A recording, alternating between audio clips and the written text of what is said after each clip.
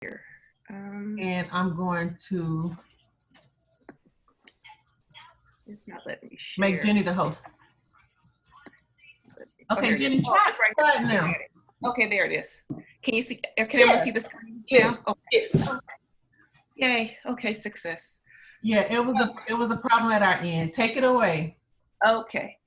So we're doing a wills little seminar. My name is Attorney Jennie Roberts. I'm pleased to be here with everyone. And so the question is, do you need a will? And the answer is yes. So here, do you need a will? And give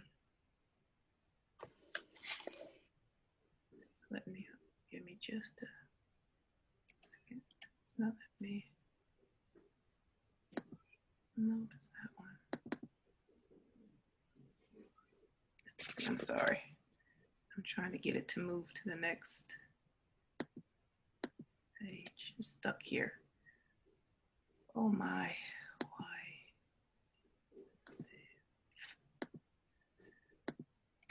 Oh, okay, I have to go down. Okay. And the answer is yes. Do you own anything? So anything you may have in your possession, and that's not be money. It could be anything. It could be keepsakes. It could be something that's valuable to you and precious that you value. It's whatever is valuable to you that needs to be put into a will. And then what is a will? So let's define what a will is. A will gives your home, clothes, car, jewelry, books, furniture, pots, pants, you name it, anything that you own after your death. Again, the key point being after your death. And it's for you to give it to whomever you choose to give your items to or your belongings to after you pass. So, oh my goodness gracious.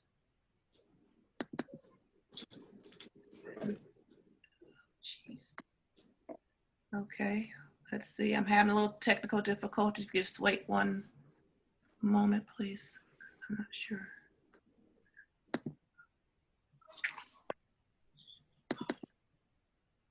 Mm-hmm.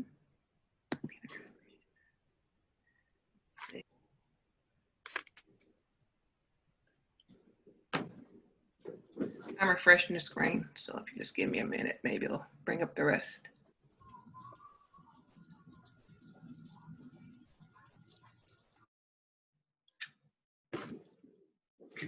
Let's see. Go to the rest. Refreshed it. Okay, yeah, you did. Okay. How do I create a will in Texas? So there are two types of wills in Texas: a holographic will, which is informal, and a formal will, which is called an attested will. Even though you can have a holographic will attested, and attested means that it's witnessed by two witnesses and it's actually signed in front of a notary, and that's what makes it attested. So we're going to talk about the two right now. So in a holographic will, let's define what it is. It's a handwritten will. In Texas, a holographic will must have the following: be wholly in the handwriting of the testator, which means you cannot type it. You cannot have a pre-filled out form. That's not a holographic will. It has to be written in your entire handwriting, solely by you, not by somebody else, even if different colors you want to, as long as in your handwriting. It must be signed by the person making the will. That's why it's called a testator. The testator is the person who's actually drafting the will. Can be written on anything, including stationery, a napkin, paper towel, or paper bag. And that's actually true, it can.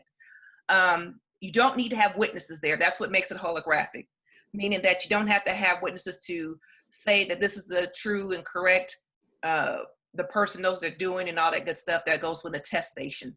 So you don't have any witnesses. No other writings by others. So you can't have somebody else write it for you. That's not a holographic will. It has to be written by the person who is actually disposing of these assets in this will. Again, no typing, typed or pre-printed forms may be part of the will. If so, it's going to be invalid. To safeguard your will, you can put in an envelope and seal it. Let family and friends know that you have made a will, and more importantly, where you keep it. And you must have the original will to give to the probate court, not you, but your heirs or those who are to probate your will. If it needs to be probated, they need to know what the original is, if it's case somebody challenges the will. So that's a holographic will. So I'm going to break down each requirement here for a holographic will and give you the pros and cons as well as having a holographic will. So in Texas, must be 18 years of age at the time you draft your will. So that's one requirement.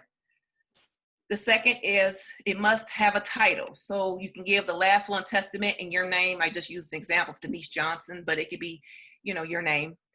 So that the court knows clearly that this is your will and the person who's drafting is the person who is no longer with us. Opening line. It's important to start with stating who you are and what you are doing in this document. So here's an example. I, Denise Johnson of Houston, Texas, on this date, I put July 27, 2020, am of sound mind, and I'm writing this holographic will with the intent of setting forth my wishes for the disposition of my estate after my death. And the reason why I'm breaking this down, a lot of the reasons why these wills are invalidated are because they don't follow the statutory language of what is supposed to be in a document. So I'm actually giving you this line for line, but that's not to say this is going to be 100% if someone chooses to challenge this will in court. So I'm going to give you some safeguards against that and why people write holographic wills, but later on. But this, I'm breaking down the actual Texas state codes, what they're required for you to put into a holographic will. Revoking prior wills and holographic wills. If you have written anything remotely resembling a will to this new will, you must expressly in writing revoke it in your new holographic will. So anytime you're doing a will, a holographic or otherwise, you have to expressly revoke any and all wills. Even if you don't think you've ever made a will, anything that somebody come to court and say, oh, you know what, this is a will, or this could probably be a will, just you don't have that type of issue, you must put in there that you expressly revoke all prior wills and make them invalid without binding legal force, which means the document, again, if it goes to court, that's before the judge, will be the document that you want the judge to look upon and rule upon as to being your last will and testament as to how you want your assets to be distributed among your heirs. Next, who gets what in your holographic will? I'm sorry, is there a question? I'm sorry, did I say? No, everyone, please mute your mic. Who gets what in your holographic will? So the purpose of a will, any will, attestated or holographic, is to actually clearly spell out who your beneficiaries are, who is to get what after you pass. So what must you have? One is an accurate description of the property, two, your relation to the person getting the property, and three, the full name of the person getting the property. So I gave an example. As for my blue 2014 Ford F1 pickup truck, I want to give to my brother, Brandon Lee Lancaster. Please no AKAs or nicknames or shortening of names. Please give their full name so the court, again, if court is necessary, and always have court in mind. If it's necessary, the court will know clearly who this property is to go to. And you don't have to put down the VIN number. I mean, you can if you want to, or license plate number. Again, you can if you want to. But whatever's going to make it as clear as possible, if it's this particular piece of property or this particular item, you want to go to this particular person. So the more information you give, the better. So if you happen to have two Fords, make sure you actually spell out it's the truck versus the sedan.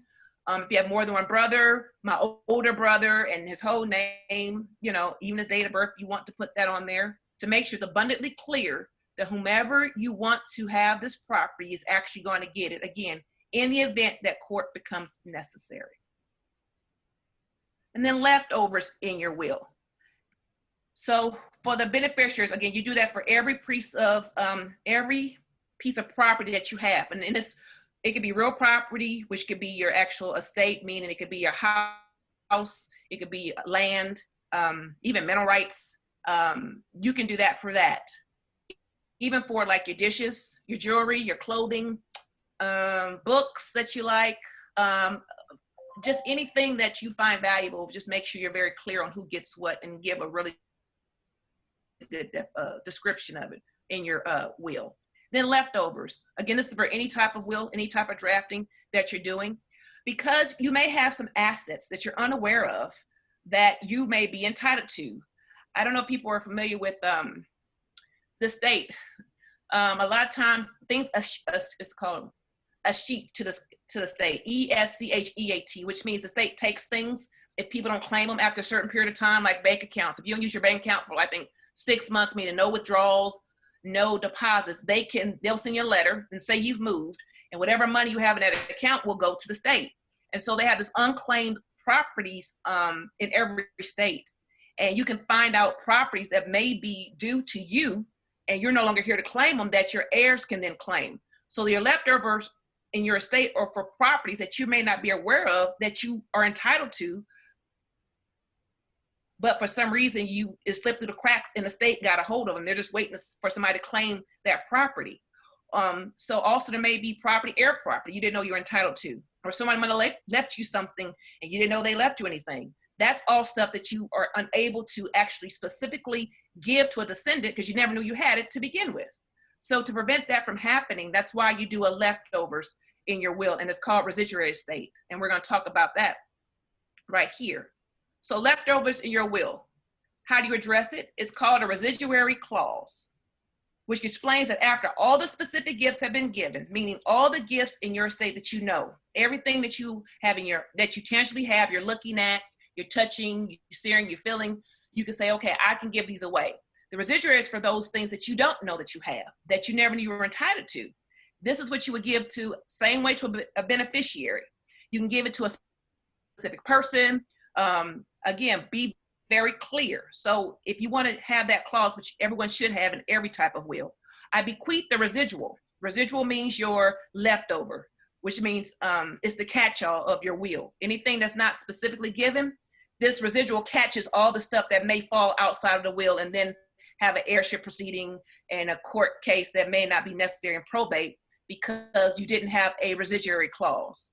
So everything that you didn't know you had, you want to give to your daughter. Again, make sure you give the full name of your daughter. If you have more than one daughter, give her full name. Give her, if she's married, her married name. She's changed it to her married name from her maiden name. Anything that's going to help the court identify that this is the person who actually want to have this property. And so that's how you do your catch-alls for all types of will, a residuary clause.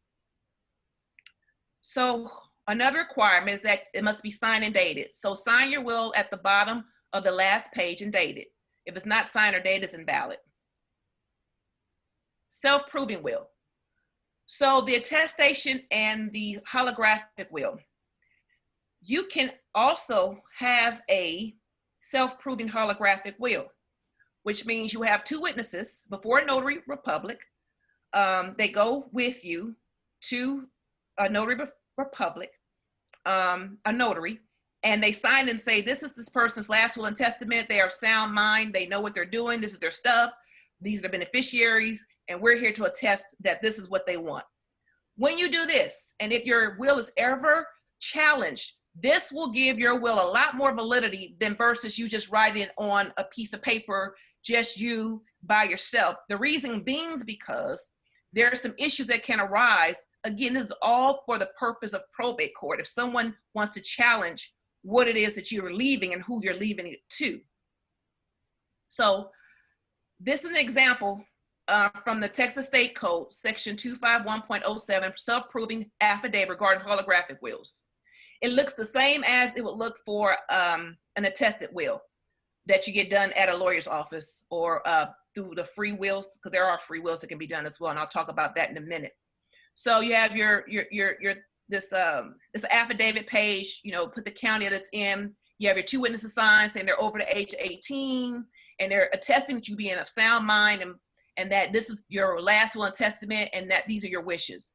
So that way, if somebody comes and say, well, I don't think that's what, my mother wanted or what my father wanted, what my sister or brother wanted, if you have that affidavit attached to that with the two witnesses, because the attestation means that you have two people who are attesting to or who can give testimony if necessary in court and say, I was there when this person drafted the will, and I was there when this person had me notarize the will, and I was there and I saw this is what the person wanted. So that kind of is another safeguard for those who want to do holographic wills. You can do a holographic will, but I would strongly encourage you to have two witnesses. And the key part, these witnesses have to be disinterested, meaning if you're giving it to your children cannot be the people who actually witness your will. It's better to have strangers, or at least strangers enough to where you can call, a judge can call them to court, or they could be found to come to court if necessary. So it could be a neighbor. It could be a a church member. It could be a civic club member. It could be anyone that can be reasonably be found to come to court if necessary, if the will is being challenged. That's number one as to why it's good to have witnesses even for a holographic will. Number two, you have other challenges to that, but I want to talk about that later on. But that's the importance of having this affidavit, because it's going to help to prevent, well, not everything, but as much as possible, saying that this is not what the person wanted. When you have two witnesses who are saying, I was there, I spoke to her, or I spoke to him, and they're telling me, and they told me this is what they wanted to do. And so, I'm testifying this is what it is that they wanted, and these are the wishes of the person who's no longer here to speak for themselves. And that's why we're here for, to speak on behalf of that person who's no longer here. So there's some helpful hints if you are going to do a holographic will. If you have more than one page, please number page 1 of how many pages you have. So if say you have 2 pages, page 1 of 2, page 2 of 2. Why? Because wills that are holographic tend to be misplaced, mislaid, sometimes destroyed or taken. And so to prevent that from happening, if the judge sees the bottom, this is page 1 of 2, they're going to look for where's page 1 of 1, or this is page 1 of 2, where's page 2 of 2. So as clearly as you can, make sure the will is paginated to where a court, if necessary, can look at it and make sure that none of the pages have been taken out and nothing has been messed up with in the will, again, prior to it coming to court and after the person is passed. If you do have more than one page, please put staples at the top to show that no pages were taken out after you signed it. So it's important that the judge know not only were pages not taken out, but also that they weren't tampered with. So to show that somebody didn't maybe try to take a page out and put another page in. So if the judge sees that the staple has been removed, they're going to ask questions like, well, who removed the staple and why?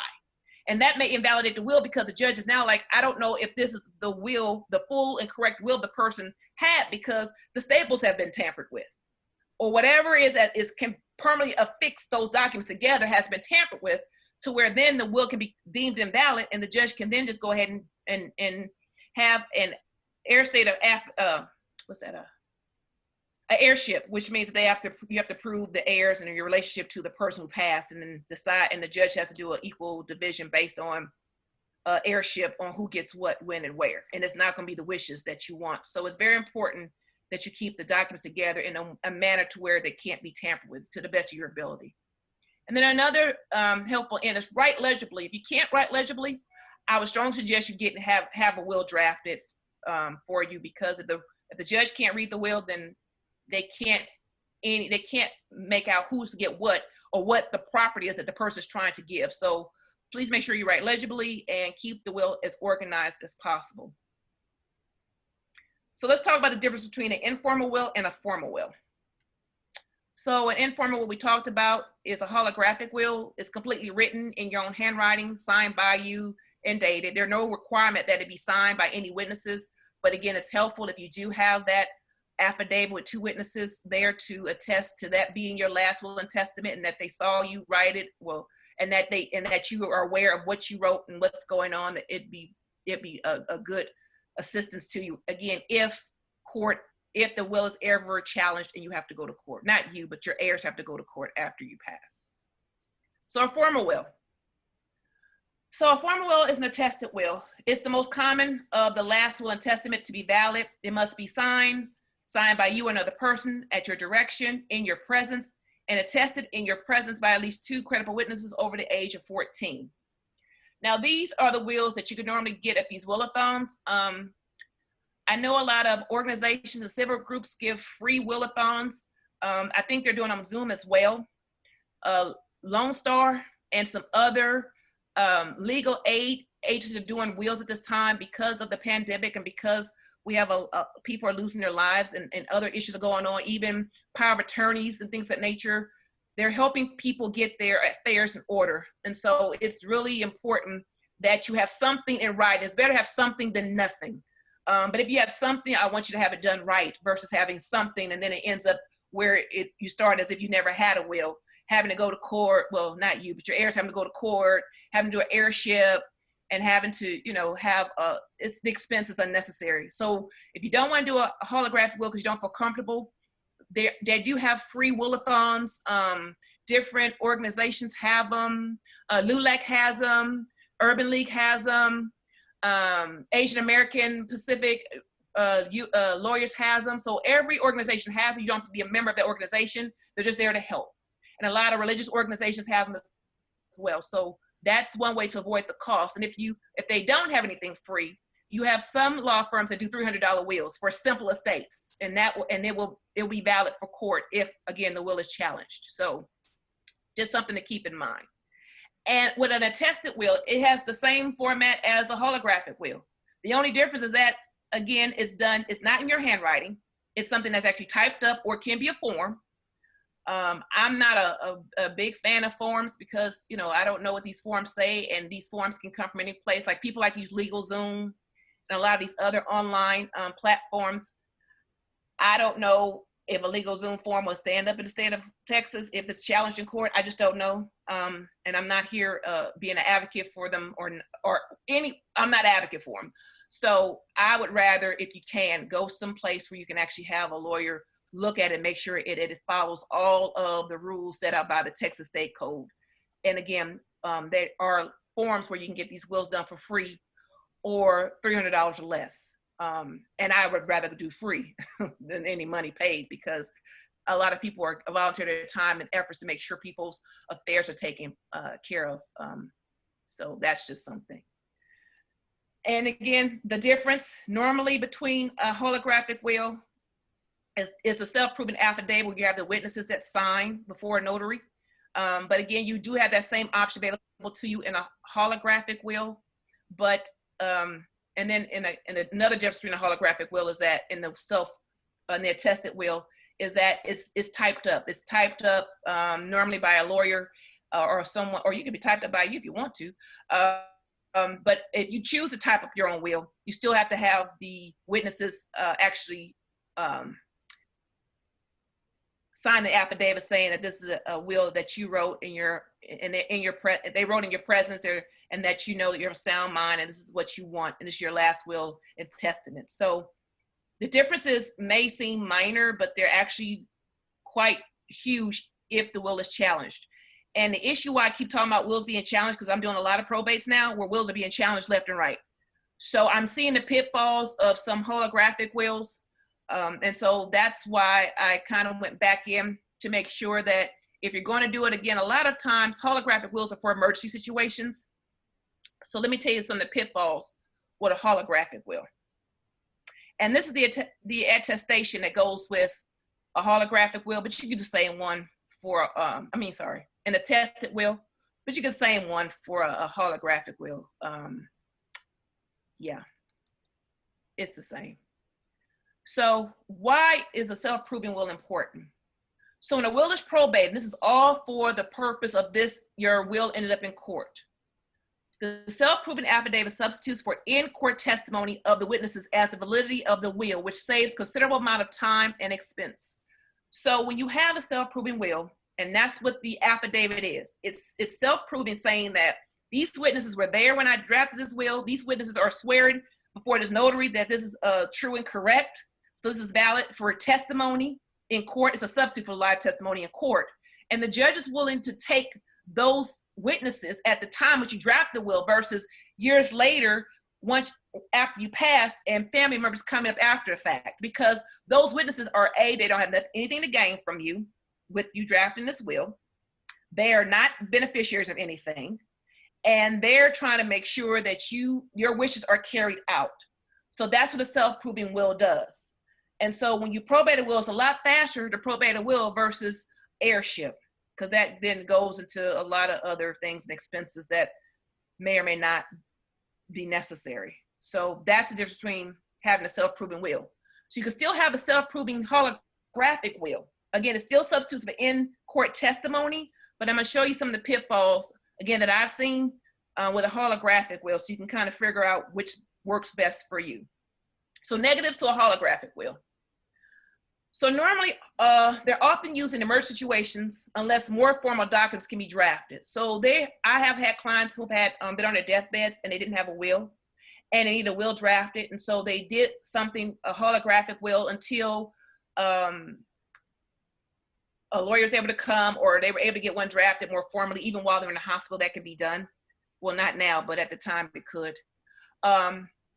Relying on them, these are holographic wills, as a primary estate planning tool can be risky. So if you have a large estate, a holographic will is really not here for you. It's not the ideal will for you, because a holographic will is like a really simple estate. It should be mostly for your personal property. And when I say personal property, I'm talking about your clothes and things of that nature. When you want to go into like your cars and your home and your real property, you're probably going to want to have a tested will, and with more formal requirements, because and there's other things you can do as well, but you don't want to use a holographic will to dispose of real property.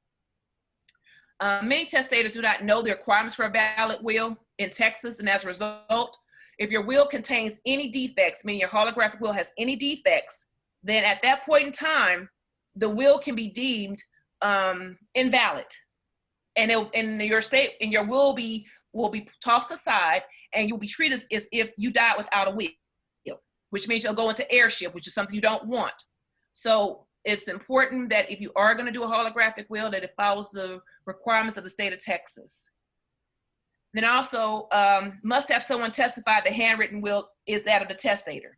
So a lot of times people's handwriting changes as we get older. And so with that being said, you may have someone say, well, this is not the handwriting of my mother, or the handwriting of my father, or my grandmother, my grandfather, or my sister, or my brother. And it's because our handwriting changes over time. And if someone is challenging the handwriting of the person who wrote the will, then you have to bring in handwriting experts and a lot of other people to come in to try to prove this is the person's handwriting. And it's just a lot. So again, you got to be really careful with this handwriting of this will, because again, the handwriting can be challenged by someone saying that, you know, this is not this person's handwriting. So that's an issue. So that's why I think if you're going to do a will and you have the time to do it, that you need to get one that's actually typed out, clearly written, again, by an attorney and someone who knows how to follow the rules of the estate codes of the state of Texas, so that it has all the requirements, so it's not deemed invalid. And then writing a holographic will is not appropriate for most people. Again, if you have a large estate and you have a lot of stuff, meaning not just, I'm not talking about personal, like your clothes and I don't know about jewelry, maybe jewelry. But I know for sure for a real property or a jewelry that's like heirlooms and things that are, things that have been passed down and have really deep sentimental value, or things that have been appraised as something that's valuable, I don't think a holographic will would be appropriate. But again, it's for people who have a small estate and just have maybe more personal things. Again, this is my opinion, just to make sure that that's not challenged and your will is not deemed invalid. And then despite the self-proven affidavit that I showed you earlier with a holographic will, because it can be attested to by 2 witnesses in front of a notary, the will can still be challenged and still might not be admitted for probate. So the reason why it can still be challenged is that, you know, they can say you're under undue influence. And I talked about this the last time, but I didn't bring it up. I'm going to talk about it a little bit. If you can, make sure you have some type of evaluation done by your primary care physician or a doctor who's used to treating you on the regular. So let the doctor know that I want to make my will, and ask the doctor if they could do some type of, have a conversation or note in your chart or in your medical records that I taught this person, they are aware, they know our sound mind, or something to that effect, because people will still challenge your mental acuity with an attested will or with a holographic will. So you want to make sure that they don't attest to your mind being sound. And that can be for any will, no matter how well you draft it. Someone can always challenge someone's mental capacity under duress and influence as well. So, but these are the specific negatives that go to a holographic will.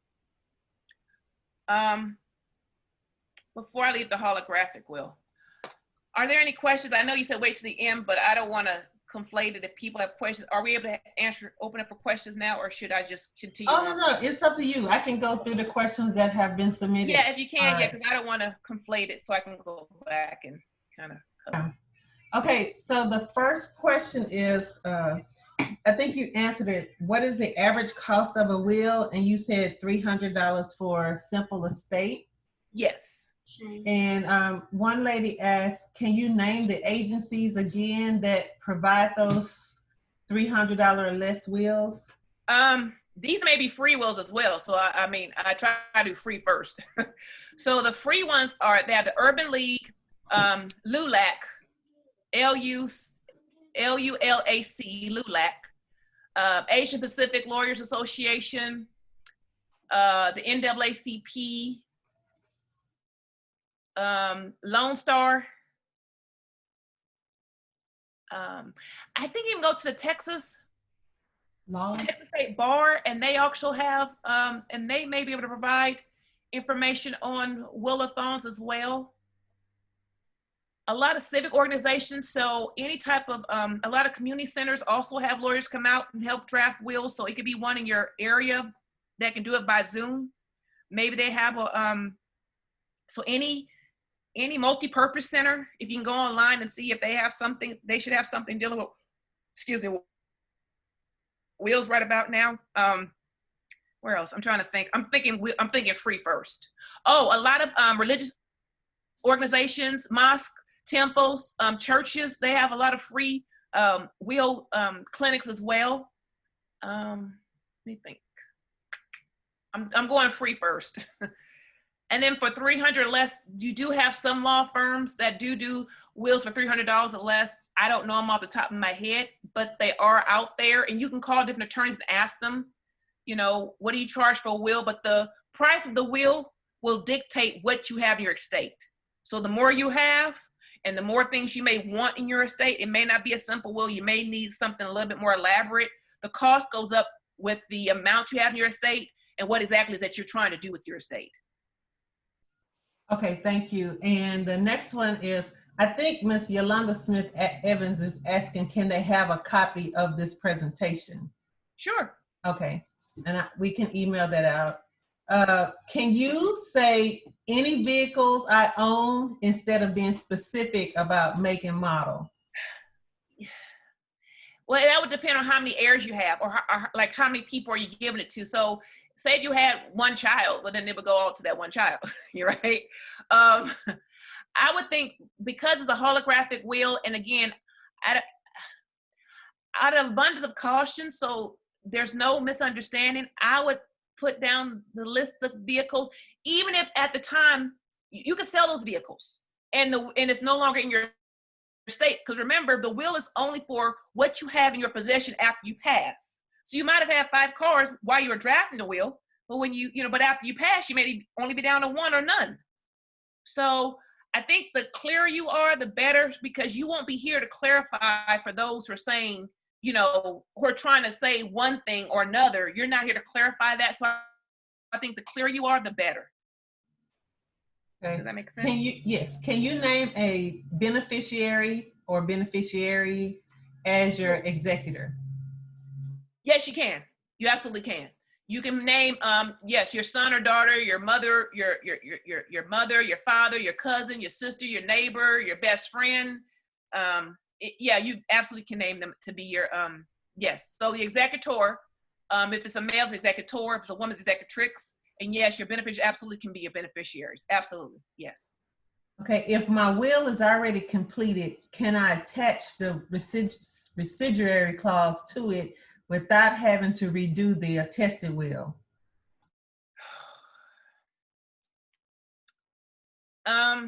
If you had it drafted by an attorney, they should have put the residuary clause in there.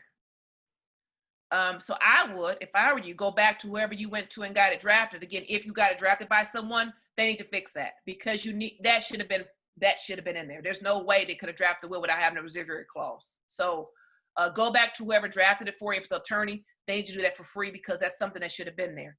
If you drafted yourself, I would suggest you redo it all, because you don't want any problems in probate court where they're saying that you're adding something at the last minute, and you want it to be kind of uniform. And the rule of thumb, again, just a general practice, is not a rule per se, but the rule of thumb that I use is that before you sign, I have that residuary clause is the last sentence or last paragraph in any will that's drafted, right?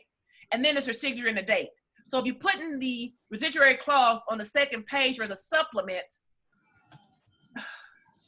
it's not, it can be deemed as it can be argued as something other. And again, I'm looking at from a probate court situation versus you just having a will at your home, if that makes sense. I'm trying to safeguard to where there's no challenges will happen. So I can't say anybody can challenge a will. So let's be clear.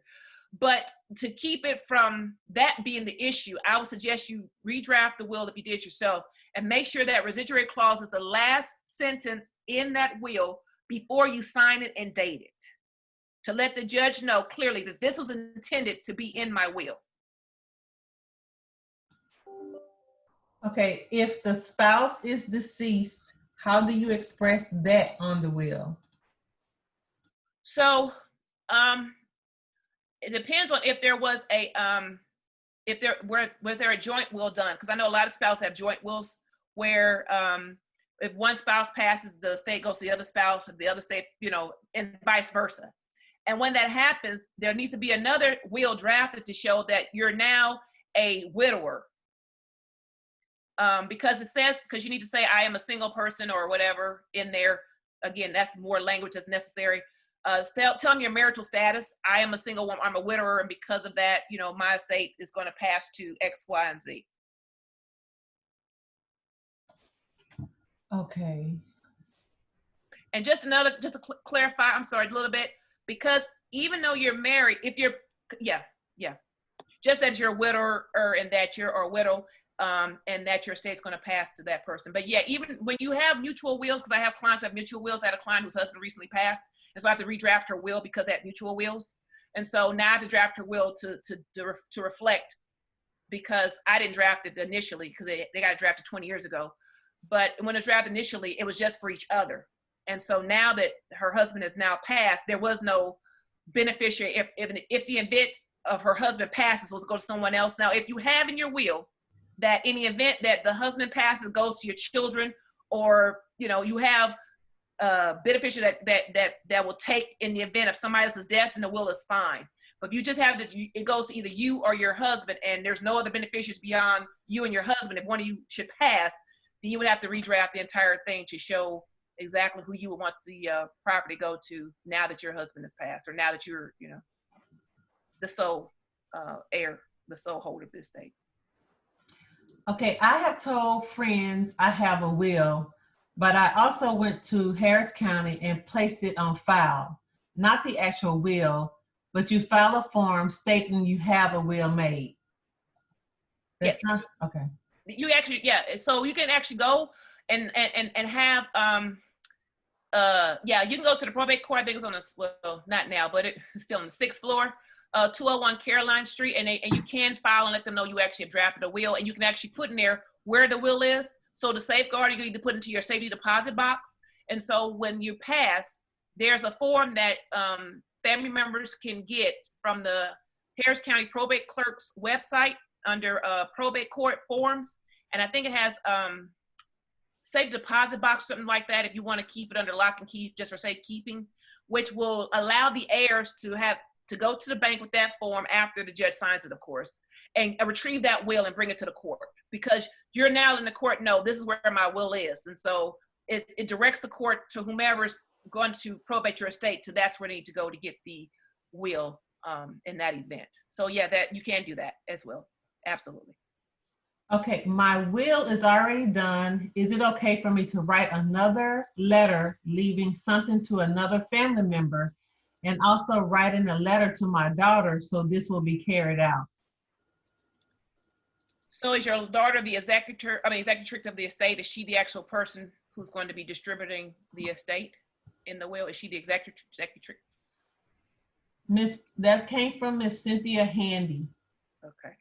If her daughter's the executrix, you can write any letter you want to the executrix as to how to go about doing things. But if you want to dispose of, meaning you want to give additional assets or resources that are either not in the will, you would have to redraft the will to have that in there. If it's something that's outside of the will, I still would put because if you have that residuary clause, if you write the separate letter and you have a residuary clause, that residuary clause is going to supersede whatever letter you put on the back end of that will, because that will, the four corners of that document, you're telling the judge this is all there is, there's nothing else. So if you have another letter that's saying, well, I kind of want to give something else to somebody else, and it's not in the four corners of that actual will, the judge can disregard that and just look at the four corners of the will and say, this is what it is, and I'm going to disregard that letter. So I would strongly suggest you keep everything in one place in the will. Now, if you're just writing a letter to your daughter as to, you know, how you want to do certain things, but clearly delineated in the will how it's to be done, and it doesn't deviate or it doesn't add additional, and it doesn't take away from, like, I'm trying to say this clearly. So say she's the executrix and say she's giving her cars to a grandson and a son. And the letter says something to the fact of, okay, you can give him the cars, but give him the cars, maybe my grandson, give it to him when he turns 21 or something to that effect. The letter deviates from what the will says. So the will doesn't say that she has to wait, the daughter has to wait till the grandson is 21 to get the car. So she has any type of stipulations like that, it has to be in the will, because that letter, again, is not going to take an effect because the judge is only going to look at, the judge is only going to look at what's in the four corners of that document. So I mean, she can write a letter to her daughter, but it can't deviate from what she actually put into the will. Okay. My will does not include any of my jewelry and other personal items. It only contains investments and money accounts. Do I have to have the will redone? Does she have a residuary clause? It would depend if she has a residuary clause. The person, not she, but the person would depend if they have a residuary clause. Because if you don't have your, if you don't have that in there, then what the residuary clause will do is that any jewelry or any personal assets you have there, it will just give it to whoever you left the residuary of your estate to. The remainder of your estate will go to that person. So if the remainder, whoever she left the remainder of her estate to is a person or the person she wanted to go to, she didn't have to change her will. But if it's not what she wants, she just put down her personal items. And if the jewelry is something to where, again, I still would be clear even with jewelry. Be clear if it's earrings or necklace or bracelets and rings and things of that nature. Yeah, I would have to go back. I would redraft it again unless the residuary clause is who she wants her personal effects to go to, if she's not made a specific delineation within the will. Okay, the next question is, there's a legal aid offered on some jobs. If you pay $10 to $20 a month, whatever their monthly fee is, you can get your will done for free because your membership allows for free consultations, etc. Okay. When a will is contested and or challenged, as you say, how much money can one expect to pay for a trial lawyer and other fees? Okay, so, for probated will, there's a fee. I think the fees went up April 1st during the pandemic. I don't know why, but it did. Here in Harris County, I think all over the state of Texas, not just Harris County. The fees have gone up, so I don't remember what, because I'm doing more air property than anything. I'm not doing hardly any wills, and those that I do have, they're not being challenged. It's just trying to get the property distributed amongst the heirs. But for the fees have gone up, so I'm just giving you guesstimations now. I'm not giving exact prices because it varies. But I say it's about $300 something to probably file the application to probate a will. You have to get an attorney ad litem. The ad litem represents the unknown heirs. Even in a will, even in a probate will, you have to have an attorney ad litem for that. And that's a fee. That's another attorney you have to hire that the judge actually appoints. You have no choice because the judge is going to appoint a person's off the ad litem will to take the case. So you have no choice with that. You have to have the person served. You have to file the notification. I think that's like it can run anywhere from $2,500 to like $5,000 depending on the estate. Yeah, and you mentioned earlier about the handwriting. You have to, I guess you have to, the handwriting specialist has to be in the court, and I know he's not coming for free. Exactly, and so exactly, and that's going to be some. It can get up there, and then again, it depends on how prolonged it is. It depends on how how contested it is. It has so many variables, but it can get costly after a while. It really can. And most of the estate, unfortunately, I really strongly encourage people to have a will drafted, because a lot of the money goes to the attorneys and the estate gets hardly anything. And I think that's unfair. That's not what the intent was of the person who passed, to give their money to attorneys. Right. I'm just being honest. Is having a trust better than having a will, and what is the difference? So a trust is basically you're giving your estate away while you're yet alive. So a trust is that you are the trustee. Well, you are the truster. I mean, you're the person who is over that property, and the trustee is the property that's been given. So you are in control of that property while you're alive. So basically, you've given it away, but you're the person who's controlling the property until after your death. And so it just depends on what type of estate you have and what it is that you're trying to do with a trust, because trust can do a myriad of things. It just depends on what it is that you're trying to do. An estate, a will just flatly gives it away after you pass.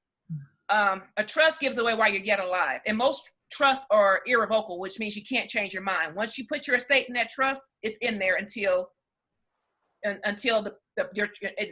you can't change it. Because most trusts are irrevocable versus revocable. And estates are way more expensive than wills. I can guarantee that much. And a lot of times trusts have like stipulations to where the person can't get something to the age of 21, or they have to satisfy different requirements before they're able to get some type of money, or there's payouts that go over a period of time. There could be property involved. It just depends on what it is that the person is trying to do with their estate. That's the difference between a trust and a will. And the cost too is a huge difference as well. Okay, my neighbor bought an entire will kit and made copies and gave them out to different individuals. If I use the copies, are they considered still legal? Oh, they bought a will kit from where? Like from online, or Miss Chi Anderson, if you want to unmute, you can. The will kit. She bought it online. Mm-hmm. And it had everything in it, like a transfer of deed, your statement of wishes, health, whoever the power of attorney over your health. It was just the whole thing. And then she made copies of the whole kit that she bought. So what I wanted to know is, if she gave me copies of that kit that she bought, and I use those copies to do my will, would my will still be considered legal even though they're on those copies? I would suggest you go to an attorney, have them look over the kit to make sure. Okay, all right, thank you. You're welcome. Yeah. Oh, crap. Okay, Mike. Okay.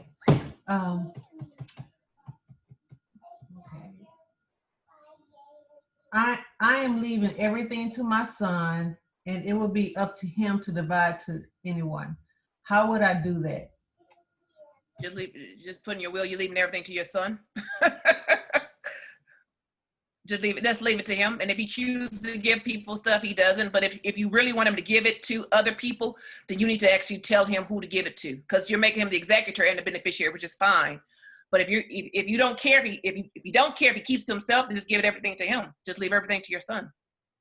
But if you want him to specifically give things to certain people, you need to write that out, because if you leave everything to him and tell him, well, now you have it, do what you want with it. You said do what you want. His want may be not to give to anybody, just keep it for himself, because that's valid. Yeah, I've seen, I like going to estate sales, and I think that's happened a couple of times. One person was left everything, and it just ends up in an estate sale. And I have people who are yet alive and having estate sales. I'm like, you can't have an estate sale. The person's still alive. You can't, but that's, yeah. Okay, Jenny, that was the last one. Okay.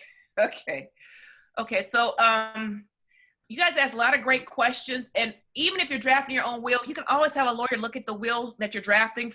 They should do it for free for you now because of what's going on. And a lot of people, and again, lawyers are more available now than ever before because we're doing a lot of stuff by Zoom. Well, I should not say that. That's not true. We're doing more work now, just doing it by Zoom. But you can always get somebody to look at it for free. And again, if you have any questions, just, reach out to someone in those organizations, others who can refer and help you as well. So don't feel like you can't ask questions, you can't get help. And don't be afraid to ask, because I'd rather you get asked questions now while you can versus waiting and then it's too late and you're going to be, your family ends up in court and paying fees and unnecessary amounts of money. So that's it.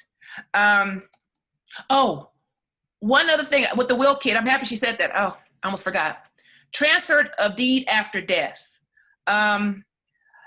That's something you can get from, and I'm going to give you the website. It's called Texas Law Help, I believe. Let me look it up. And they have transfer of deed after death. This is if you own any property in the state of Texas. You fill out, you can fill out the deed or have an attorney help you fill out the deed or someone fill out the deed, help you fill out the deed. And you file it with your real property records in the county in which the property resides. So if it's in Harris County, Fort Bend County, all that good stuff. And what happens is that's property that once you pass, since you already filed the deed, all you have to do is tell the person that after I pass, I've already given you my property. All I have to do is take your death certificate down to the real property records and let the real property records clerk know that you passed, and that property immediately gets passed to that person that you left it to. So there's another way to kind of save on cost and that type of thing. And they'll make sure that the deed is done up to par to where it's not done, they can't give out legal advice, but if it's not done correctly, they will kick it out like, no, it's not right. It's not right. So I would suggest you get with, again, with the person who asked about the will kit. I think she did say transfer the deed, and it's transfer deed after death. Make sure that's the correct document, because if it is, that's something that I would strongly encourage. If you don't want to leave a will and you think that somebody may find it and kind of have some type of contention in the family as to who you're leaving your property to, meaning real estate only, like land and buildings, things of that nature, that you can fill those out, file them, pay the filing fee. I think it's like $20, I think.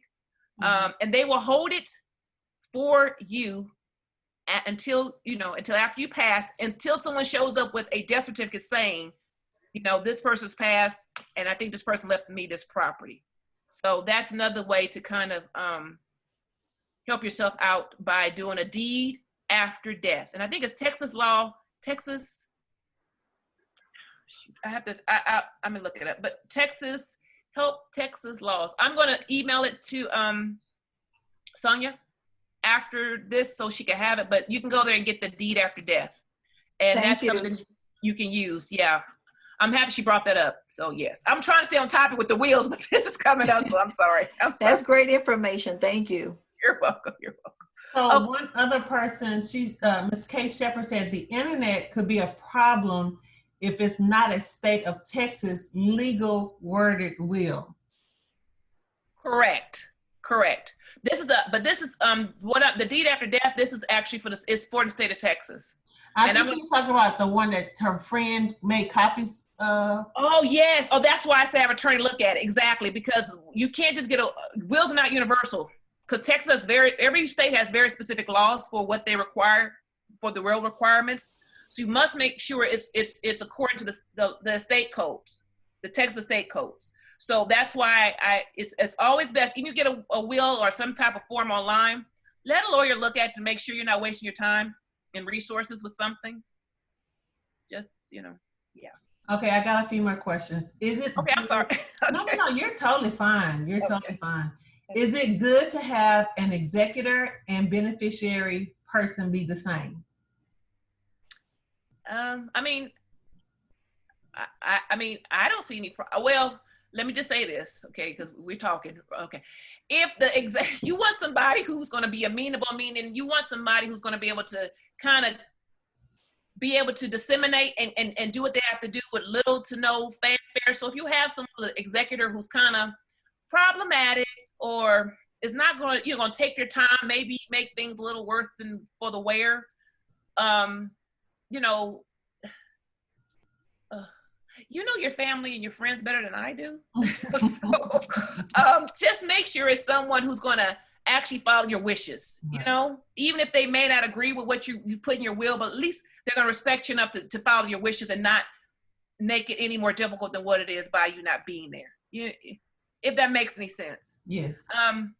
So I don't, there is no problem, you know, but if I have children, well, and so if I have a son that's cantankerous and he's always just cantankerous for no reason, I wouldn't make him an executor because I don't need him being cantankerous at a time which I need him to kind of like, can you just kind of follow my wishes without any type of disruption? So be mindful of who you're leaving as executor, making sure they're going to actually follow out your wishes, even if they don't agree with what you're doing. Right.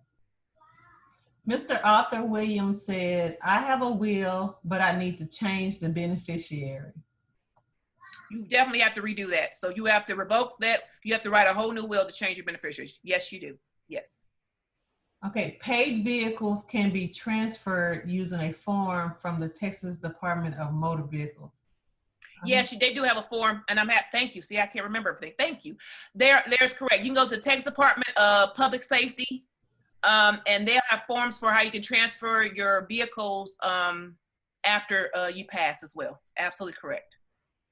Absolutely. Okay, that's all of them so far. Okay. But that's my fault because I keep going back to things I keep forgetting. I'm trying to keep it. You're fine. Yeah, so there are a lot of things you can do, and beneficiaries, that's what I want to talk about.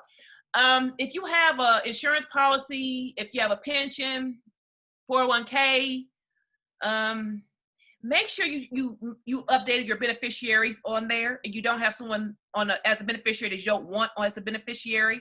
So that's something that passes outside the will as well. So if you have a life insurance policy or stocks and bonds or bank accounts, do a person after death, make sure you have all that taken care of, because a lot of stuff can be taken care of just by making sure you have your beneficiaries there. So if you have a life insurance policy and you have a beneficiary, that falls outside the will. If you have stocks and bonds, they have a form you can fill out, put your beneficiary there, that falls outside the will. Anything you have already designated as a beneficiary on whatever official document with whatever official company that your stocks, bonds, 401k, pension, I don't know, bank with, that's going to fall outside the will. So that's something you don't have to worry about. So going back to the question about change your beneficiaries, you absolutely can change your beneficiaries anytime you want to, as often as you like, with any of those, with your policies, with your 401k, with your pensions, with your retirement plans, and even with your bank. So you can change it at any time, as long as, you know, but if it's a will and you're actually leaving specific things to a beneficiary in your will, you actually have to change that. But if it's something that you can do outside the will, directly with the company that you actually have the resources with, you can do it with them directly. You can just bypass the information in the will, because the companies will go direct to those beneficiaries, or the beneficiaries have notified those companies, let them know that you passed, and then they work directly with that person. So that falls outside the will. Miss Shepherd is saying, seniors, please tell seniors to go to the bank and change their signature cards to after death. John Doe can access my account. Okay. Yes. Yeah, so when you go to the bank, make sure that you're the only signature on your account while you're yet alive. You still have your you have the ability to be able to still maintain your resources for yourself. Because if you have another signatory on your account while you are yet here, that person's access to your account. So make sure you are the only signator, and you make sure when you're talking to the bank that you want is to be a signator or the person after your death. You want to be the sole signator while you're yet here, and after your death, you want this person to have the authority to be on this account after you pass. So please, yeah, that's very important. Yeah, very. Thank you for that. Very much so. Okay. I have a couple of comments. Okay, hold on for a moment. What is a transfer on death document, and what kind of things can I do this on? Real property. So a transfer deed after death. That's for your home, rental property, for land. So what it does, it transfers your property. So say you have a house and you know who you want to leave your house to. And you drafted a will, but you don't feel comfortable with letting everybody know who you want to leave your house to, or you just think it's better you just want to do it this way because it's easier.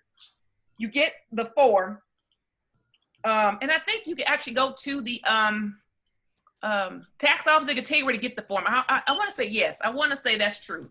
Not tax office, sorry. The Real Property Records Department. They can tell you where to get the form here in Texas. And what you do is you fill the form out. It's a deed. It's a deed. Like you're actually selling your house, but you're actually giving your house to your beneficiaries after you pass. So it's just like when you do closing documentation, when you purchase some property, you fill out the information for the deed, and that's all you're doing with this for your transfer to deed after death. You're just filling out your deed for your property while you're here, and you're filing it. The important part is that you file it with the real property records in the county in which the property resides. So upon your death, the person you've left it to can go there with your death certificate, and that property then becomes theirs, and no probate is necessary. There's no argument because this is something that you did while you were yet here.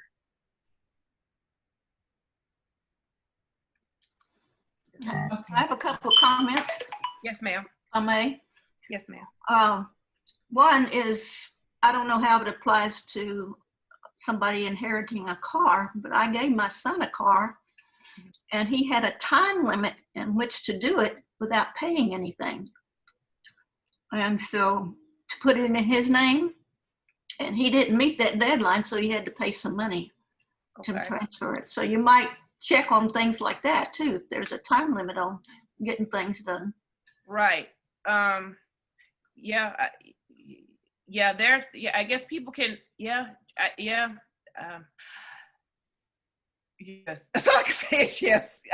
You can't put time limits on certain things to be done. You're absolutely right. You're absolutely correct. The other comment was about the people who made the copy of the will. What I would be concerned about would be copyright rules, because if she didn't pay for it and she just handed it out. Yeah, that's why I say have an attorney look at it, because like I said, I don't. That's why I can't really comment on that, because I'm not really sure like what's going on with that, so I can't really comment on that. So that's why I was like, I don't know what to tell her when it goes to that. So Miss Brenda is asking, please repeat what you last said. I think it was about Miss Fanny gave her son a car, and he had a certain time that he was supposed to have the car transferred, the title changed over, I think. Yes, that's correct. That done within that certain amount of time. Now, I don't know how it applies after you're dead, but anyway, I know that he missed this deadline. I don't know if he knew it was even existed until he went to do it, and he said, "Oh, you should have done this already." So now you have to pay X amount of dollars. It wasn't much, but still, he shouldn't have had to pay anything if he had done it in the time limit. I think she's asking before that. I can't remember what was discussed before that. Miss Brenda, can you put in the chat what it was referencing? And then Miss Ora Carter is saying, I know an individual who worked for someone that died, and the deceased individual left her money. It has been over a year and the daughter has not given her the money. What recourse does she have to receive the money? Okay, so the daughter was supposed to give money to someone and she didn't do it? Yes. Okay. A worker, okay. And it was in the will? Yes. Okay. And the will wasn't probated, correct? Yes, the judge knows, and my mother it's actually my mother. Oh, okay. And she was there, but the daughter never gave her the money. Okay. Then it would be the person who's supposed to inherit the money needs to take the executor to court to let the judge know. Is the estate still open or is it closed? It's closed. It went to probate because the the son of the individual my mother worked for contested it with his siblings because he was written out of the will, and it stayed for a while, and when the money was finally, they settled, and money was given to the sibling, and then after that he died because he was on drugs, and so the daughter says, oh, we know that mom left you some money, and of course she did not. She said, I'm gonna get it to you after we pay out all of the other stuff, but she's never done it.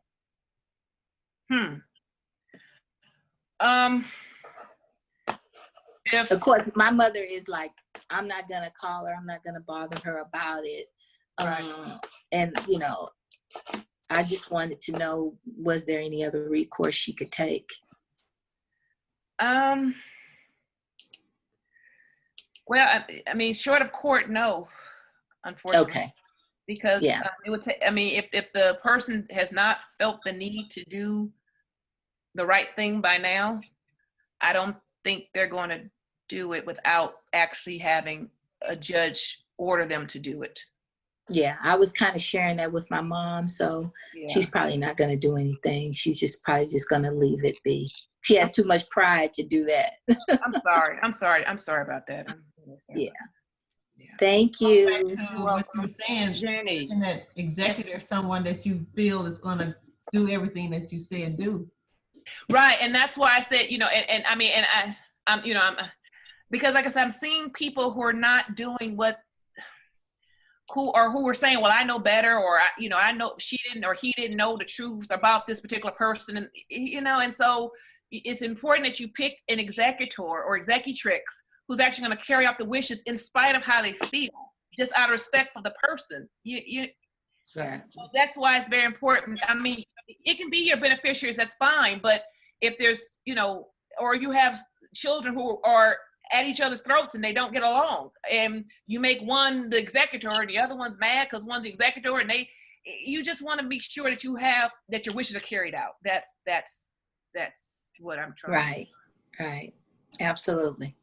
I think you answered this one. What happens if a will or a trust is challenged upon your death? If it is stated that you are contesting will render you in losing everything. So that's a no contest clause.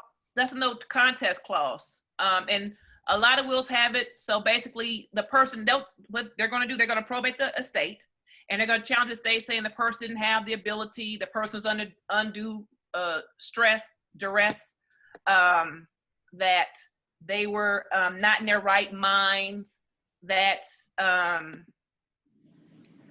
and so they're going to be, so the person's going to bring anything they can to try to have that will invalidated. And if the judge rules against that person, that means if that person was ever entitled to anything in that estate, they get nothing.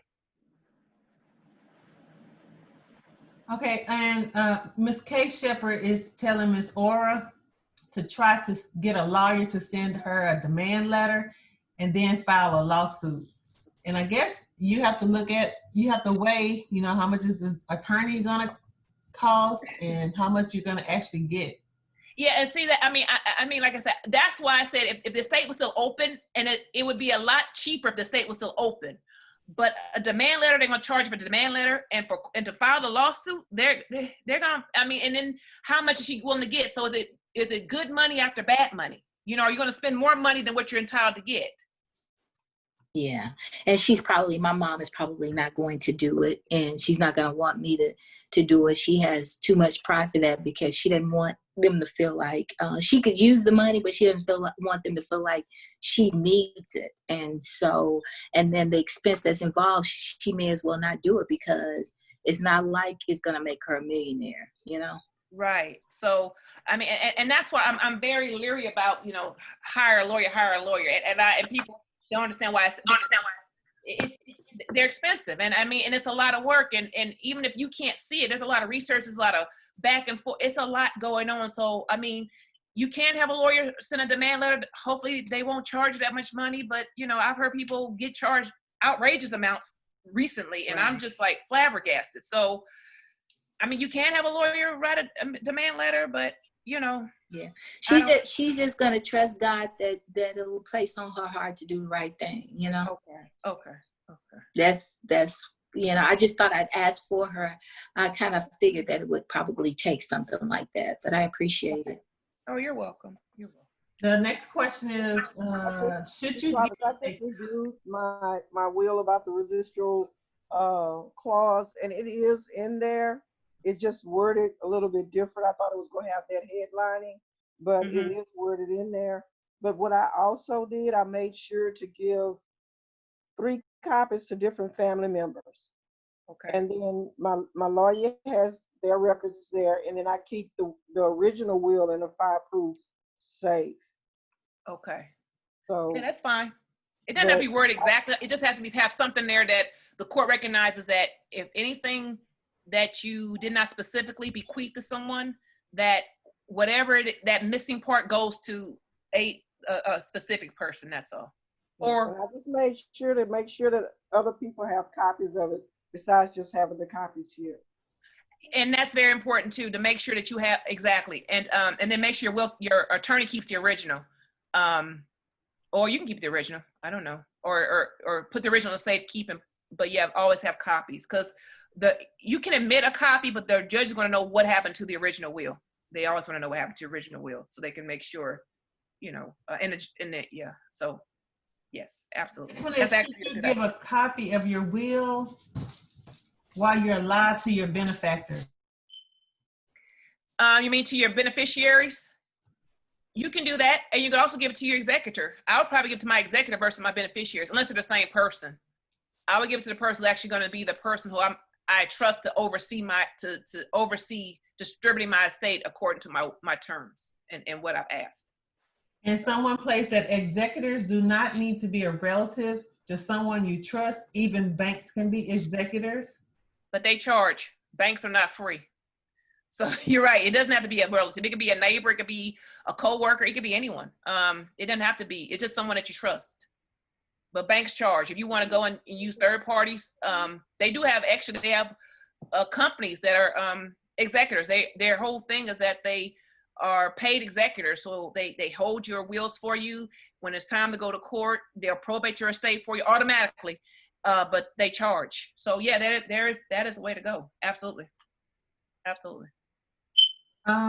So I guess they noticed that you have 10 more slides, and they want to know, are we going to get to the remaining? Oh yes, I'm sorry. Yes, I was just trying to make sure that we covered. Yes, I'm going to get to that. I'm sorry. Yes, I'm sorry. Yes. Okay. So sorry about that. So yeah, that was just wills. I wanted to make sure we had fully covered wills. That was all. I'm going to refresh it because yeah, I don't know. Yeah. Okay. So now we're going to do power of attorneys. And so the law changed a little bit on power of attorneys. Not that much, but a little. So I want to make sure that we are up to date on that as well. Okay, let me scroll down, sorry. So as I scroll, I hope this is helping people, and I'm happy we're all sharing information so that we all can kind of work together. And oh, I definitely think it's helping, just reading the comments. And Jenny, I guess my dad, I guess I don't think he has a will, but he just, they make blanket statements. I have you over everything. Right. I don't know what that means. So, yeah, I heard a lot of those blanket statements too from people, and I asked specifically, what do you mean? Well, I mean that you just take care of everything. And I'm like, what does that mean? Like, is that in writing somewhere? No, everybody knows. No, everybody doesn't know, because somebody go to court and say that's not true, and the judge can say, okay, airship, where's the will? No will, airship. So yeah. If you can ask your father, he can actually produce to you a will or something, or if he wouldn't mind putting that in writing, just so everyone's on the same page. I'm thinking, like you said, upon death, like he has me on his bank account. Oh yeah, he probably does. Is that sufficient? Oh yeah, absolutely, because the thing is that that's absolutely sufficient. If he has you as his person after death in his bank account, absolutely. If he has him insurance policies, absolutely. on his 401k, his pension, his retirement. Absolutely, absolutely. Those items absolutely fall outside the will because the person made that election. That's why it's always good to update it, just in case somebody changes. So if you had someone who you made a beneficiary dies, you want to be able to update that. Because if not, then, you know, that has to be probated. So that's why it's always good to update your beneficiaries as often as possible. Okay, thank you. Okay, so a power of attorney. So what is a power of attorney? So a power of attorney is a legal document that gives someone else the legal power to act on your behalf. The person appointed in the power of attorney is called the agent. The person who signs a power of attorney, making someone else their agent, is called the principal. A person does not have to be a lawyer to be appointed an agent. So Texas durable power of attorney is a statutory power of attorney versus a power of attorney. This is just, I'm gonna give you the differences and what they do and what they don't do. So a durable power of attorney, which is a statutory power of attorney for the state of Texas, is a general power of attorney, but it continues if the principal becomes mentally or physically disabled or incapacitated. That's the difference between a durable power of attorney. So just in the event, if I gave my children, my significant other, if I gave him a durable power of attorney, and I became, during the course of that power of attorney, incapacitated, or the power of attorney kicks in if I become mentally or physically incapacitated or disabled, they then take over as acting on my behalf.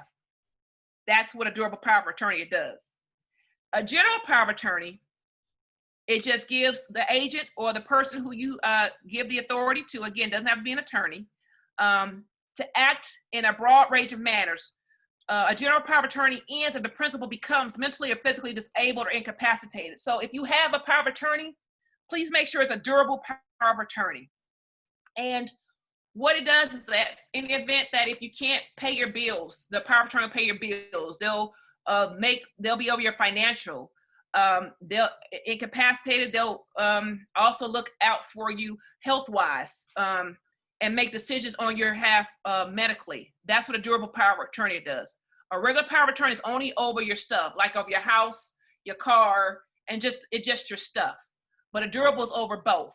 Mentally and physically incapacitated, they become the person that's responsible for taking care of you if that so happens. That's what a durable power of attorney is versus a regular power of attorney.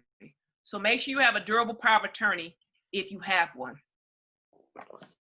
So this is what it's not, because I've got a lot of questions about people asking me about a durable power of attorney after the person passes. So a durable power of attorney is not a will. It's only valid when you're alive, because it's only over my person while I am yet here. Even if I'm not mentally or physically able to do certain things, it's only valid while I am physically here in the flesh. After my death, a power of attorney is not valid. So I've had a lot of people say, well, I have the power of attorney, so that's like a will. No, it's not. That's why it's important to have both. The durable power of attorney and a will. The durable power of attorneys are power of attorneys while you're alive, and the will is after you are gone. It's disposing of your stuff after you have left. Real personal property after you have left. That's all it is. And that's the difference. So a living will and advanced medical directive. This is something you can get for free. You can go to your healthcare provider, any hospital can give you this. Basically, it allows you to specify what kind of medical treatment you would and would not want in case you weren't able to communicate your wishes. So you can use this in addition to, and I strongly suggest you have both, a durable power of attorney and a living will or an advanced medical directive. They're the same thing, where you can then decide, this is what I want to happen in the case that I need medical care. I do want a blood transfusion. I do not want a blood transfusion. If I have I don't want to be on a ventilator. I do want to be on a ventilator. I don't want life-saving mechanisms to keep me alive. I do want life-saving mechanisms to keep me alive. It's whatever it is that you want. This is your time to say it while you yet have the ability to do so. And it also directs doctors to administer, withhold, or withdraw life-saving treatments in the event of a terminal or irreversible condition. That's what a living will / advanced medical directive does. It's only about your medical care and or treatment. Okay, what does a living will or medical directive cover? It covers resuscitation like CPR or electric shock to the heart, medical ventilation like a machine that breathes for you if you are unable to breathe on your own, tube feeding if you are unable to eat, dialysis for if your kidneys are not functioning, using medicines like antibiotics, or antivirals, comfort care like pain medication or hospice, organ donation, and tissue donations. That's what it covers. So again, that's why it's important to have medical, living will or advanced medical directive, so you can actually decide what you want to happen if any event these things come about medically for you. And in Texas, we have 3 types of directives, advanced directives or / living wills. The Texas Medical Power of Attorney, a living will or out of hospital do not resuscitate order, which is DNR. So the first one is the Texas Power of Attorney. You hear a lot of people say that, oh, I need both. So if you have a living will / advanced medical directive, it's the same thing. So, but they do different things. So the Texas Medical Power of Attorney appoints someone to speak for you anytime you are unable to make your own medical decisions, not only at the end of life. Your attending physician must certify right that you're unable to make healthcare decisions and file the certification in your medical records. So again, this is something that you do in addition to your durable power of attorney, and it's actually in there. A medical power of attorney always comes with your durable power of attorney. So you have that in there to cover both, but you still want to have a medical, a living will or a advanced medical directive, even if you have a medical power of attorney and a durable power of attorney. It's just always important to have that as well. And again, you get it for free from your healthcare physician, any hospital, any doctor you go to can give you this form. And then the second one is a living will, officially known in Texas as Directive to Physicians and Family or Surrogates. Describes the kind of medical treatments or life-sustaining treatments you would want if you were seriously or terminally ill. A living will will be signed, dated, and witnessed by 2 people, preferably with individuals who know you well but are not related to you and are not your potential heirs or your health care providers. So this is dealing with medical treatments or life-sustaining treatments that you want if you were terminally ill. And again, should is always suggested. It's not mandatory. Shall or must is required, but should is suggested. But it has to be signed and dated. Yeah. And witnessed by 2 people, preferably. Again, preferably is not mandatory, but it would be most beneficial. People who know you but are not related, so it could be coworkers or neighbors, friends, close friends, and are not your potential heirs or your health care provider. So it can't be like the doctor's nurse or anybody who's treating you or caring for you at the time. And then the last one is the out of hospital do not resuscitate DNR order. It provides you with the right to withhold or withdraw cardiopulmonary resuscitation, CPR, or other treatments such as defibrillation and artificial ventilation. So this is the full packet of, well, not the full, but it's a lot of what you can have done. Again, the DNR, you can get that at the hospital through your medical provider, through any healthcare provider that you see. They can give you a DNR and they'll put it in your medical file and or chart. Living will, again, you can get this. It says, I think it's called Directive to Surgeons. You get this from your doctor as well. Your doctor, any medical facility, any physician that you see or attends to you, you can get that from them as well. And your medical power of attorney, that's in your durable power of attorney. So that language is already in there once you do your durable power of attorney. But again, these are documents you don't have to pay for. These are things that are available to you through your healthcare professionals. And that's all I have. Okay, we have a few questions. Sure. What about a video from your phone with the father attesting to his wishes recently in the hospital? Is durable the same as medical power of attorney? Yeah, so in your Texas durable power of attorney, you actually have you have a medical power of attorney in there as well. So yes, because the medical power of attorney is in there, because a durable power of attorney kicks in when not just financial, but also if you become mentally or physically disabled and unable to make medical decisions or care for yourself. That's when the actual medical part of the durable power of attorney kicks in. So it's in the actual durable power of attorney. And do I need a medical power of attorney if I have a durable power of attorney? No, you actually don't. No, but because I like to make sure that, no, you don't. But I like to have both because the living will, medical power of attorney. Well, the durable power of attorney has the medical power of attorney in there. So it's both. If you just have a power of attorney, you have to do a medical power of attorney, because a power of attorney is not the same as a durable. A durable covers your finances as well as your medical. The power of attorney just covers your finances, and it financially, it doesn't cover you medically. So I would suggest, if you just have a power of attorney, you need to get a medical power of attorney, and also a living will, and also a DNR. Even if you have a durable power of attorney, you still need a living will or advanced medical directive for surgeons, family, and surrogates, and a DNR. Do not resuscitate. Okay. Okay. So the question, I guess I didn't read it right. What if a person records their father saying everything is being left to you?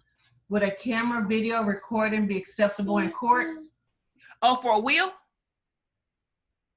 For the purposes of a Ms. will? K, you want to jump on? Or wills are valid in the state of Texas. They are valid. The lady said earlier that her father keeps saying everything's gonna be left to you. Mm-hmm. I have went through this, y'all, and it needs to be in black and white. I Right. have been through this, and it was horrible. But I'm asking the lawyer, Miss Jennie, if she records her daddy saying this to her with a newspaper behind his head of today's date, would she be able to present that in court? She can present it, but the thing is that somebody could challenge his capacity, duress, stress. Texas, let me just be clear. The Texas does recognize oral wills, but people don't do because it's there's too many. I mean, if he's in a state of duress, how do you know if that's what he intended to do if he were not in that state of duress? So Texas recognizes them, but it's still going to be a mess when you get to court, because people can challenge. I would challenge, if I was attorney, I would challenge I'd get that thrown out immediately. That'd be thrown out. Thank you. You're welcome. Any other questions? Go ahead. You can go ahead and ask your question. Oh, I got another point. Can I make it do somebody that's ready? Please. Okay, y'all. I was just in the hospital, and when I was in the hospital, somebody called that I didn't want to talk to in my family. So I told them I don't want to talk to anybody. Put me on the no disturb. But the doctor told me, he said, ma'am, if you don't want your family to know you're here or for us to deal with them, he told me you need to get a social worker. And the social worker brought me a medical power of attorney. Now I told the doctor, I have a will all the way down to do not resuscitate because my mother became incapacitated. He said, that's fine. But guess what? When you're in the hospital, y'all, they don't know you got a will. Right. And I'm single. So nobody knows it unless somebody come tracking down there, here go her will. So that's Right. why I did the medical power of attorney while I was in the hospital. So that's just an FYI. Yeah, and like I said, all these I just listed, all that comes from the hospital. I mean, this stuff, don't pay anybody to do this stuff, because all this is from any healthcare provider, any hospital. They'll give you this stuff for free. So yeah, I mean, and the hospitals, of course, it's valid from the hospital. That's what they do. And HIPAA laws, they have real stringent rules when it comes to HIPAA. So all these doctors, the medical power of attorney, the DNR, and the advanced directive to physician, family, and surrogates, you get that from your healthcare provider, and they'll put it in your medical file, and they'll follow you. And if you tell them, I don't want to talk to anybody, guess what? No one talks to you. They are very serious when it comes to HIPAA and what the patients want, as they should. So that's why, all the medical stuff, you can go to your doctor and talk to. Every time I go in, just just for blood tests. They're like, do you have a DNR? I mean, I have all that stuff. I'm like, I'm just getting blood. What's going to happen? You're taking my blood. But they're constantly asking, making sure so that your wishes are what take place. So that's why. So you're absolutely correct. Absolutely. Thank you for that. Absolutely. My question is, I had a will and a power of attorney drew up last year. The lawyer and the company that did it did not ask me about smaller items. The only thing I put in there was my investments and money in the bank. Am I able to come back now and add like jewelry and other items that I know will cause a problem if I don't say who gets what, or would I have to have the will redone? No, go back to they should be able to go back to the company or the lawyer who did it to you, draft the will initially. They should ask you that. I always ask people about stuff like that. They should have asked you that, so they should be able to draft it for you. They may charge you a small fee, I don't know, but they can fix it because they're just adding stuff to it. You have to re-sign it, and then the witnesses and the affidavit and all that good stuff. But they should be able to fix that for you for little to no money, because that's their fault. Because I always have a questionnaire that clients fill out that's like 8 pages, and they're like, so many pages. Yeah, because things, it may jog your memory as to what you have. I don't know what you have, and it's my job to be as thorough as possible. So with this list, this laundry list of everything under the sun that I can think of, that's why it's here. And so that was on them to ask you about okay. I'm having some work done outside, so I apologize for the noise. That's why it was on them to ask you about your personal property. Okay. So they should do that for you for free or a nominal fee. Okay, thank you. You're welcome, ma'am. Jenny, can you provide a brief description of HIPAA laws? Okay, so HIPAA is where your medical information is not to be given out to anybody without your express consent, meaning in writing. If anyone releases your medical information without your written consent, they are liable for releasing your information. In the state of Texas, for lawyers, I represent doctors and pharmacies and things of that nature. If I don't have my information secure within my office and that information gets out, I'm fined X amount of dollars per item that's been released on that person. A lot of money. So they really take protection of people's privacy very seriously. So your information should never be released by any medical person under any circumstances without your written express consent. And if you see anybody who got any information from you, I don't care if you stubbed your toe and they said that you had a tipped toenail, that's medical. Nobody should know that. Anything dealing with your medical, no one has a right to know that unless you give them their express written permission in writing. That's HIPAA. And that's just like if my mom, who is 79, is in the hospital, I can't just call her doctor and ask, what medicine is she taking, or absolutely not. What was her diagnosis without her consent? Absolutely not. You can't even ask if my father has cancer, and when I go to the doctor with him, I can't ask about any specific treatments without him saying she is authorized to have this information. And I've been going with him for like years, about 10 years. And that doctor, as well he knows me, will not give me any information at all. I can't call and say, hey, doctor, what my father, and they're like, no, absolutely not. Because that's a HIPAA violation. Even though I'm there, my sister's there, his wife is there, we are not allowed to know the information without his express consent. And even when I'm in the room with them, they're like, you need to leave. And he's like, no, she can stay. So they're very protective about any information, even if it's your loved one, your spouse, your children, especially your children or adults. Well, not minors, but adults for sure. I mean, these are my sons. Yeah, but they're grown. You're not, even if you're their mother, you don't have a right to know information, or you're their father. We can't give information because HIPAA protects them as well. I have another question. Yes, ma'am. Friend of mine was called and a lady said, I got your medical information. When she got her medical records, his stuff was attached. Who or what can he do? Does he sue anybody? Does he tell the insurance of Texas? What can he do? So when he got his medical records, somebody else. When she got hers, this lady called him and said, are you John Doe? I got your medical information. Yes. Okay, first of all, he needs to go to the Texas Medical Board and report that. He needs to go to his insurance company and report that. He needs to report that with the administration of the hospital that's over the records department, and then over the entire hospital administration staff that handles that. That's a serious violation. No. Okay, now I had talked to I think a judge at that time, and a judge kind of acted like there was nothing he could do. Now, is there any damages that he could collect? I don't know what the damages are because I don't know what harm was caused to him. That'd be something he'd have to talk to a specific attorney about.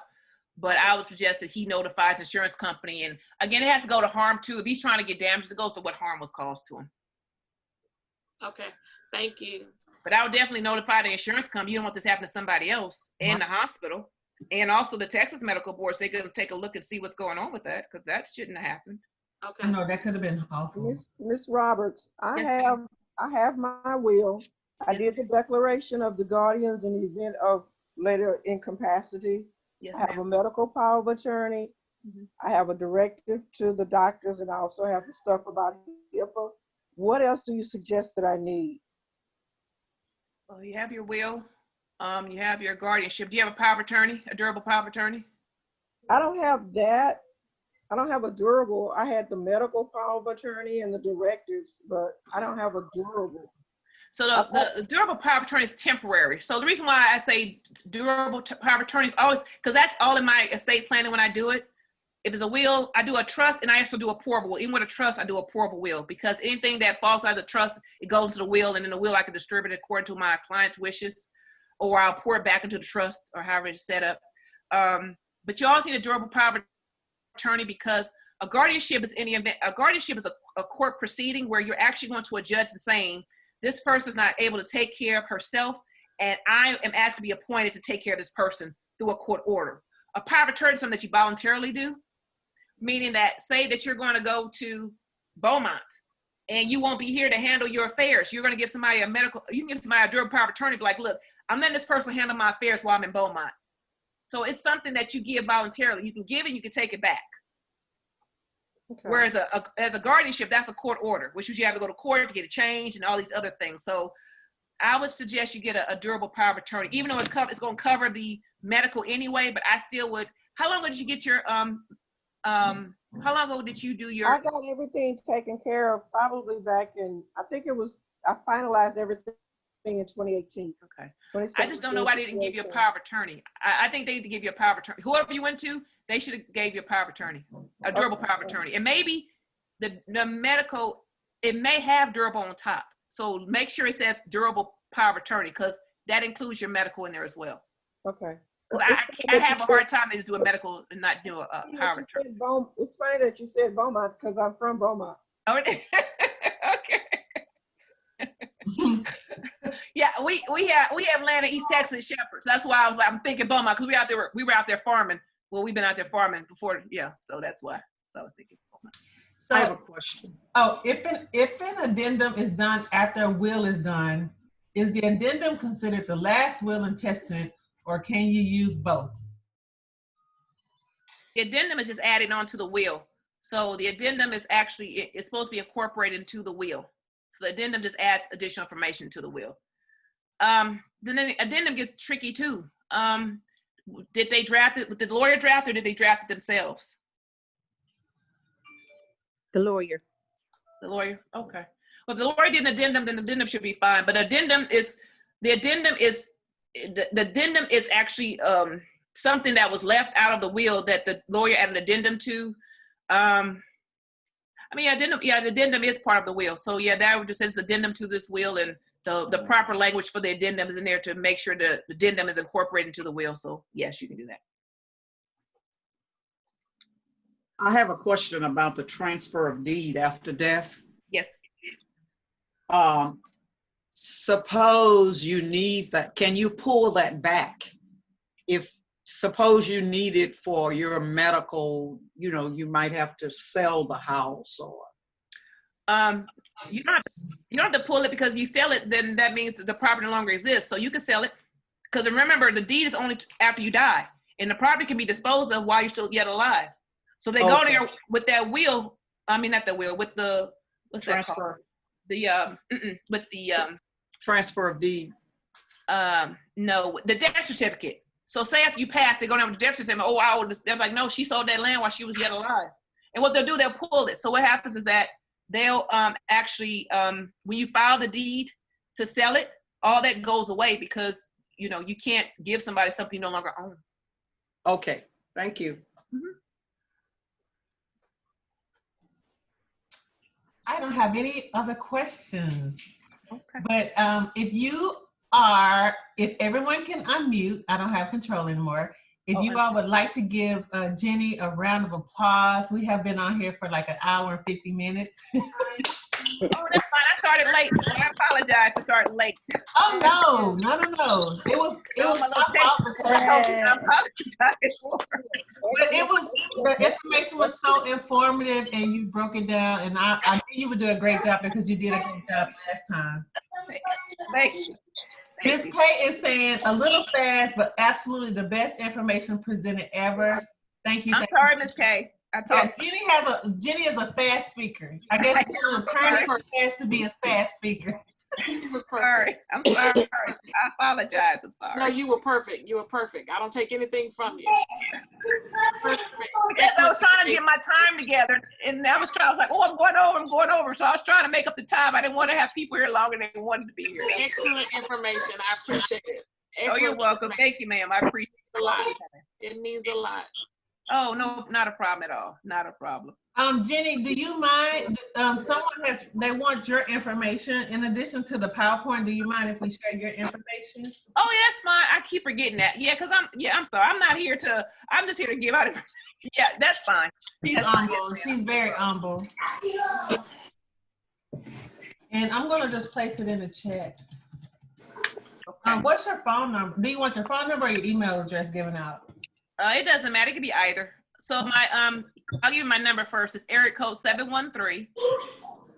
713-533-1772. And my email address is Jennie, spelled Jennie,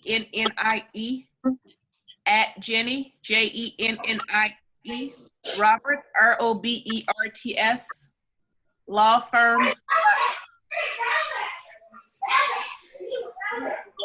That's not my house.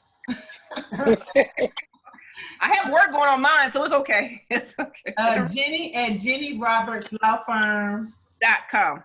Okay, I got that all mixed up. Jennie. That's okay. Jennie at Jennie at JennieRobertsLawFirm. Yes, ma'am. Okay, I'm placing it. And Jennie, once again, thank you for just being humble and presenting the information. We really enjoyed it. It's very informative.